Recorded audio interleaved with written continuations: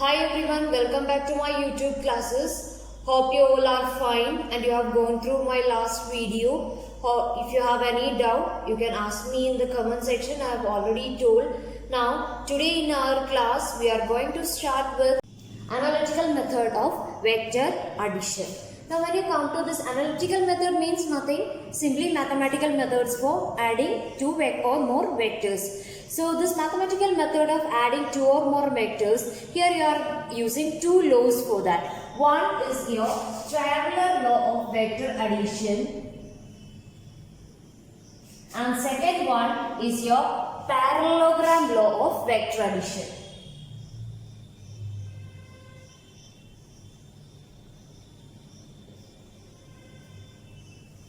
Okay, so these are the two ways in which you are going to have the analytical methods or mathematical methods for adding two or more vectors.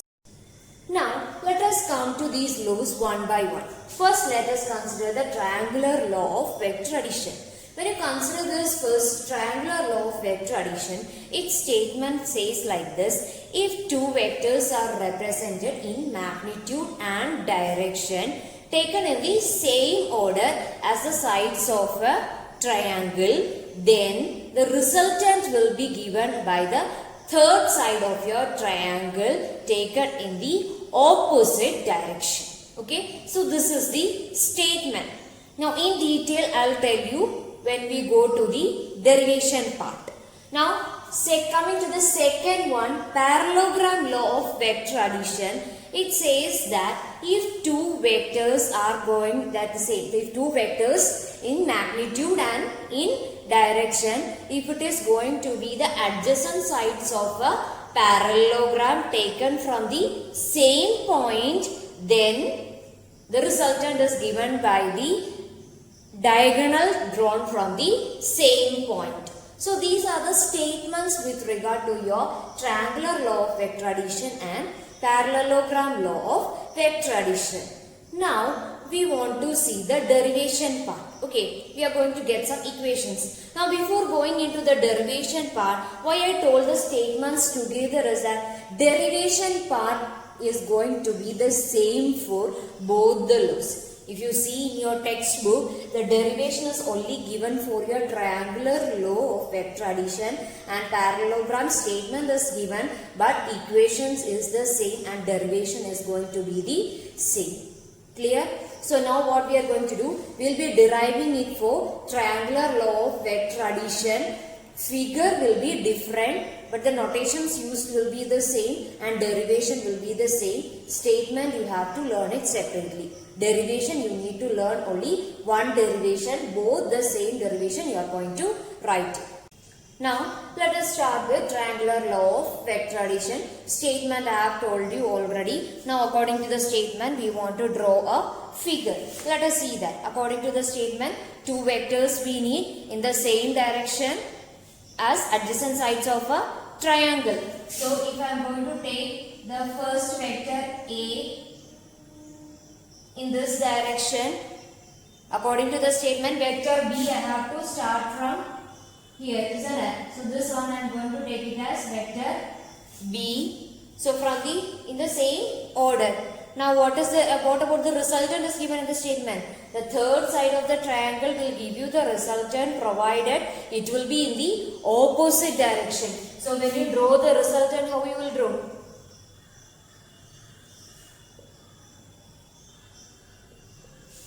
Draw it to the opposite direction. So this is your figure according to your statement.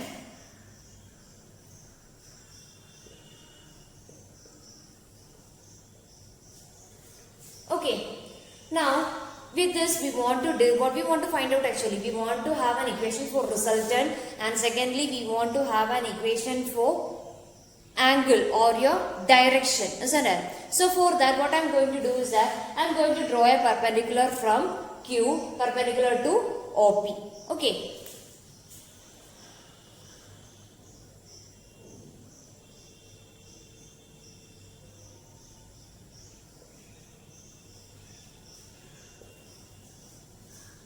So I have drawn QE perpendicular to OP and I have extended it up till E. So this is the figure set. To start with the derivation, I am going to consider the bigger right angle triangle, triangle OEQ, and I am going to apply Pythagoras theorem in that. Now let us see what we will get when we are going to apply Pythagoras theorem in that. Okay. Now in triangle OEQ, apply Pythagoras theorem. OE square plus QE square will give you the hypotenuse OQ square.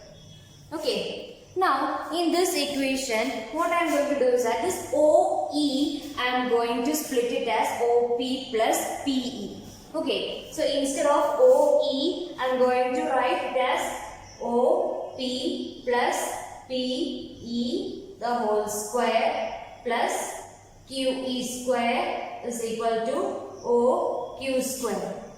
Now this is of the form A plus B the whole square. How to split it? That is expanding OP square plus PE square plus 2 into OP into PE.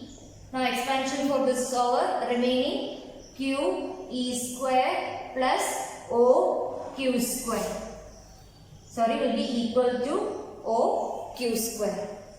Now what we are going to do is that we are going to come back to this figure considering a smaller right angle triangle, that is in triangle PEQ. If you are going to apply Pythagoras theorem in that small triangle, small right angle triangle, you will get PE square plus QE square will be equal to PQ square. Applying Pythagoras theorem. Now let us apply this in this equation.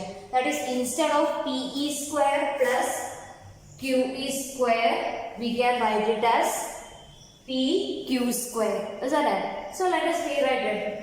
What will be remaining? OP square plus 2OP into PE plus, what is, instead of PE square plus QE square, we are having PQ square will be equal to OQ square. Now when you look into this equation, we know that OP square means OP means it is vector A. OP you are having in terms of vector A. Now here also OP, PE, what is PE? It is unknown, isn't it? So that one is unknown in terms of vector notations. Now PQ is vector B. Now OQ is our resultant. So if we want to apply the resultant or the vector notations here, first we need to find this unknown PE in terms of vector notations we have taken here, isn't it? Now for that, again we are coming back to the smaller right angle triangle, that is triangle PEQ. In this triangle, if you are going to write, if you are going to take this angle as theta, okay, what will be cos theta? What will be cos theta? Cos theta will be equal to PE by hypotenuse or adjacent side by hypotenuse, isn't it? So it will be PE upon PQ. Or now from here, can you write what is PE? PE will be equal to PQ cos theta, isn't it? So that again, here we got it as PQ cos theta, but PQ is B, so you can write it as B cos theta. Now you got all values in terms of your vectors. You can replace it in this equation. That is, instead of OP, you can write A square plus 2AB cos theta plus, instead of PQ, it will be B square, which will be equal to your resultant square. Or resultant, you can write it as the square root of this value. So this is going to be the equation for your resultant. We got an equation for our resultant, isn't it? Now we need an equation for the direction, or how we have to find the direction. So direction usually it will be given by the angle found between the resultant and the any one vector you are going to take as. If you are going to consider this angle to be alpha, this alpha will give you the direction. Okay, let us see what is tan alpha. Tan alpha will be equal to QE by OE. Isn't it? QE by OE. Now like earlier, OE I am going to split it as OP plus PE upon, QE divided by OE I am going to split it as OP plus PE. Okay, now again OP value you know, QE value it is unknown, PE value it is known. So again we need to find the value for this QE. Now to find the value of this QE, again you are going back to the smaller right angle triangle and we are going to write what is sin theta from there. Okay, now in triangle PEQ, what will be sin theta? Sin theta will be equal to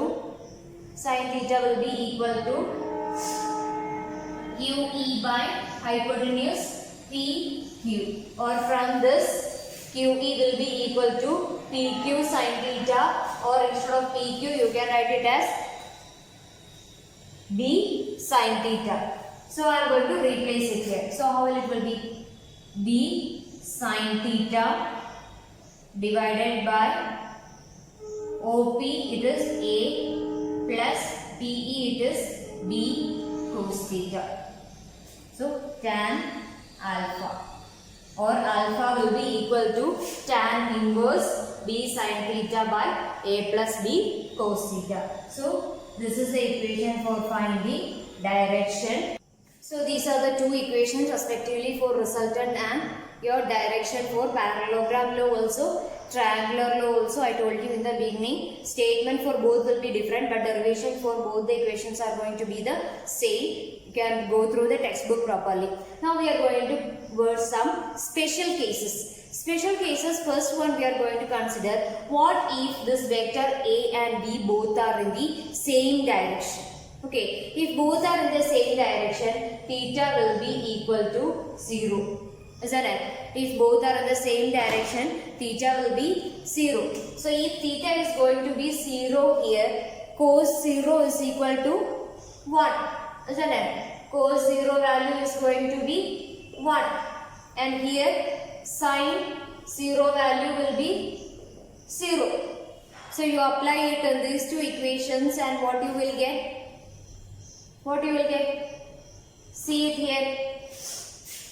Square root of A square plus B square plus 2AB cos theta is equal to 1. So equation will be like this. Isn't it?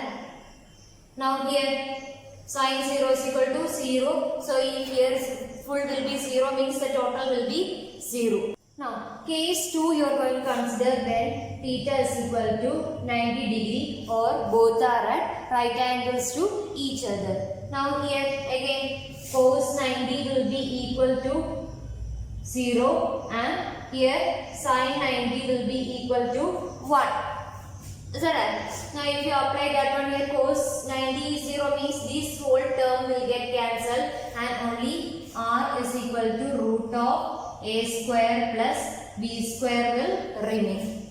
Now what about the second case? Sin theta is equal to 1 and here cos theta is equal to 0. So this term will not be there and here it will be B by A. The third case you are going to take when theta is equal to 180 degree. Now what is the value for cos 180? Cos 180 will be minus 1 and sin 180 is going to be 0. So accordingly here again alpha will be equal to 0 and here again If you put 180 here, it will be minus 1. So this equation will be r is equal to, so cosec 180 is equal to minus 1. So here it will become negative. Okay. So that is all with your parallelogram law of vector addition and triangular law of vector addition. Now this is all for today's topic. Go through your portions, see whether you have any doubt. If you have any doubt, feel free to put it in the comment box. Accordingly, go through your textbook properly and try to do your exercise.